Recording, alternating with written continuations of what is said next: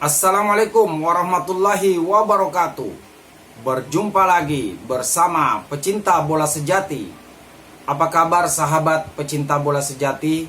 Semoga hari ini kita selalu dalam keadaan sehat walafiat. Hari ini saya akan memberikan video analisa pertandingan tim nasional Indonesia melawan Laos. Untuk mengikuti informasinya lebih lanjut, mari kita simak videonya bersama-sama. Deknya Shin Tae-yong dengan penampilan Marcelino.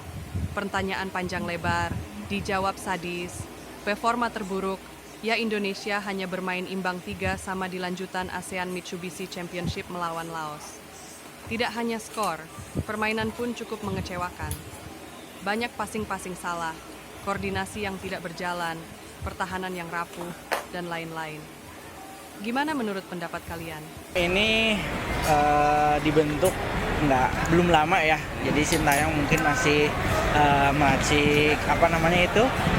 komposisi pemain yang pas lah ya. Lebih tadi kan memang lawan 10 pemain ya, Marcelino kartu merah. Tapi optimis harus ada, insya Allah Indonesia bisa tetap juara. Untuk pertandingan malam ini melawan Laos cukup bagus, kerja timnya sangat bagus. Sayang Marcelino kena kartu merah, kurang sedikit mengontrol emosi. Untuk pertandingan kedepannya semoga poin 3 terus. Terima kasih. Sejujurnya lihatnya greget sih, soalnya ada beberapa kesalahan-kesalahan yang bikin Indonesia imbang gitu. Terus tadi di gol terakhirnya Laos kayaknya itu seharusnya nggak sah menurutku, soalnya tadi dilihat di tribun harusnya bolanya udah keluar. Apakah ada yang salah sama pertandingan kok hasilnya bisa seperti ini? Ya kalau ditanya salah tentunya pasti ada kesalahan. Setiap pemain pasti ada kesalahan, tapi ini kan pertandingan tim. Jadi ya kedepannya kita pasti kedepannya akan evaluasi, kita akan meeting, kesalahan apa aja yang kita lakukan akan diperbaiki satu demi satu untuk biar pertandingan berikutnya bisa menjadi lebih baik. Okay. You still have 2 matches left. Are you confident that you can turn around this result and still win the championship? Apakah masih ada niat sama teman-teman buat membalikan semua keadaan ini dan bisa berusaha mendapatkan juara untuk pertama kali? Ya tentunya anak-anak juga akan lebih baik lagi ke depannya, akan semangat lagi untuk mental pasti mempunyai anak-anak mental juara ke depannya pasti akan lebih baik, ya akan memiliki mental juara ke depannya. Oke. Teman-teman, untuk pertama kalinya timnas Indonesia kebobolan 3 gol lawan Laos. Karena sebelum pertandingan ini, paling banyak Laos mencetak gol ke gawang Indonesia itu di satu pertandingan adalah 2 gol. Namun yang menarik kan di sesi konferensi pers setelah pertandingan ini yang saya baca dari pemberitaan di beberapa media digital bahwa Shin Tae-yong mewakili timnas Indonesia meminta maaf kepada fans dan juga masyarakat Indonesia yang hadir di stadion untuk menonton pertandingan ini secara langsung di Stadion Manahan Solo. Oke lah, Shin Tae-yong meminta maaf, tapi saya justru menunggu apa sebetulnya penjelasan dari Shin Tae-yong tentang strategi atau taktik permainan dari timnas Indonesia.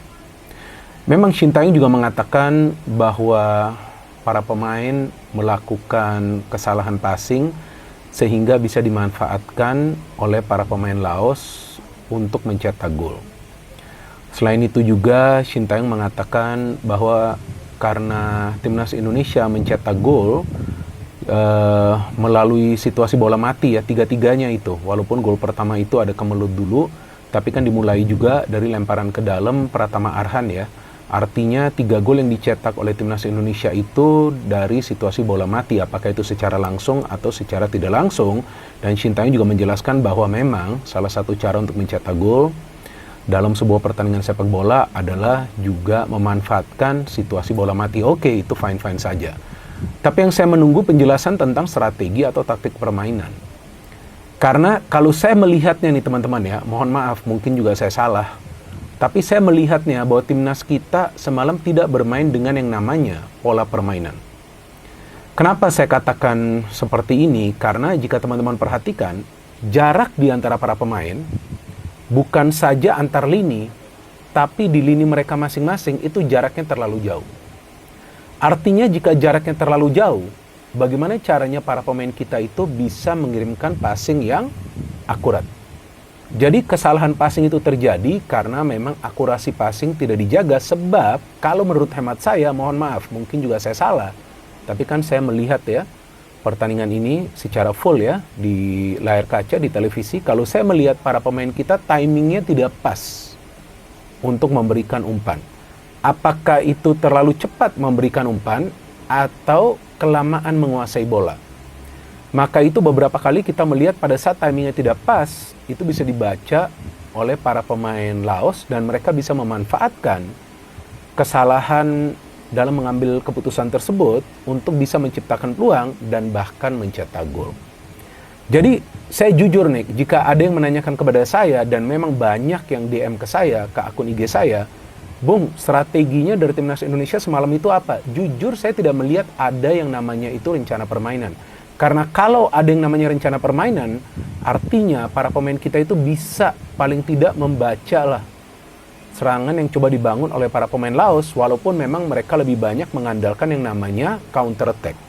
Tapi karena saya melihat para pemain itu bermain secara individu, mengandalkan skill individu mereka, karena tampaklah pemain seperti Rafael Strijk pun mau tidak mau perlu mengandalkan kecepatan dia, perlu mengambil keputusan yang lebih cepat untuk melepaskan shooting dari luar kotak penalti. Ya, saya tidak melihat ada pemahaman di antara para pemain apa yang sebetulnya perlu mereka lakukan di atas lapangan. Sedangkan Laos yang pelatihnya juga, jika saya tidak salah, asal Korea, itu sudah paham bertahan, pressing, kemudian memanfaatkan situasi transisi positif yang cepat alias counter attack. Dan memang yang mencetak gol itu dua pemain yang bermain di lini pertahanan, tidak masalah juga. Yang penting kan ada pemain yang bisa mencetak gol bagi timnas kita. Tapi yang saya bingung, kenapa suplai bola ke striker kita itu minim? Kenapa dari tengah tidak ada pemain yang bisa memberikan umpan kepada striker kita, apalagi di babak pertama?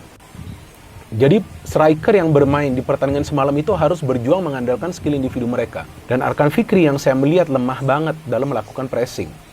Padahal dengan formasi 3-4-3 atau 3-5-2 atau 3-4-1-2, seharusnya ada pemain di lini tengah timnas kita yang bisa melakukan yang namanya itu filter serangan. Jadi tekan dulu para pemain Laos. Jangan sampai pemain Laos siapapun itu yang menguasai bola di lini pertahanan atau lini tengah mereka bisa memberikan umpan ke ruang pertahanan timnas kita. Tapi saya tidak melihat ada pemain yang bisa melakukan itu sepanjang jalannya pertandingan. Maka itu pada saat ada salah passing dari pemain kita yang coba untuk build up dari belakang, karena sepertinya ya, mohon maaf lagi nih, ya ini untuk ketiga kalinya nih, saya mohon maaf, ya sudah keempat kalinya, mungkin juga ada instruksi dari Sintayong meminta para pemain membangun serangan dari belakang, tapi gak jalan itu. Pada saat sudah gak jalan, seharusnya ada yang namanya improvisasi dalam membangun serangan. Caranya seperti apa? Meminta dua back sayap itu turun sedikit ke belakang, menjemput bola, baru kemudian dirancang sebuah serangan yang rapi. Nah, artinya pada saat timnas kita tidak bermain secara taktis, yang kita melihat adalah permainan yang acak-acakan alias amburadul. Maka itu Laos bisa menciptakan cukup banyak peluang, tidak sebanyak timnas kita, tapi juga mereka bisa mencetak 3 gol mengandalkan kerjasama. Ya lihat dong, beberapa peluang yang mereka ciptakan itu mengandalkan kerjasama. Dan saya bingung juga, Marcelino Ferdinand setelah mendapatkan kartu kuning di babak pertama itu, karena dia juga ada melakukan pelanggaran di babak pertama, apa dia tidak sadar atau mungkin dia lupa bahwa dia sudah mendapatkan kartu kuning, kok dia berani melakukan sliding tackle seperti itu? Nah, saya nggak ngerti juga apa alasannya. Dan itu bukan situasi yang berbahaya bagi timnas kita. Nah, saya nggak ngerti apakah dia frustrasi atau mungkin memang dia sepertinya sudah kelelahan, akhirnya dia mengambil keputusan untuk sliding tackle seperti itu jelaslah sudah salah cara mengambil bolanya. Dan saya pikir ya layak dia mendapatkan kartu kuning kedua alias kartu merah. Tapi memang tanpa Marcelino pun timnas kita bisa menciptakan kan sejumlah peluang seperti yang tadi saya katakan. Tapi hilangnya Marcelino ini juga mempengaruhi lah sistem serangan dari timnas kita. Walaupun secara keseluruhan selama Marcelino itu bermain, dia tidak memberikan dampak cukup besar bagi serangan timnas kita, karena memang dia juga sulit untuk bisa mendapatkan peluang untuk mencetak gol. Artinya secara keseluruhan tidak terlihat kekompakan yang konsisten di antara para pemain timnas kita. Dan memang Sintayong melakukan serangkaian rotasi di lineup dan itu wajar. wajar dilakukan karena kan jeda antara pertandingan itu singkat ya. Artinya waktu recovery ini tentu singkat bagi para pemain. Jadi jika ada rotasi di line up itu wajar. Seperti Dava Fasya yang dimainkan, kemudian Kakang dimainkan, Rehan Hanan juga dimainkan dari awal.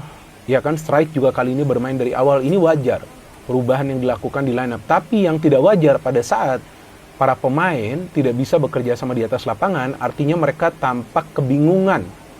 Kenapa kebingungan? Karena berkali-kali jika teman perhatikan, para pemain kita memilih untuk memberikan atau passing bola ke ruang yang terbuka yang sebetulnya sudah ditutup oleh para pemain Laos. Nah, jika caranya main seperti ini, ya lawan Vietnam, saya pikir tinggal menunggu waktu saja timnas kita kebobolan. Dan mungkin tinggal menghitung saja berapa gol yang Vietnam akan cetak ke gawang timnas.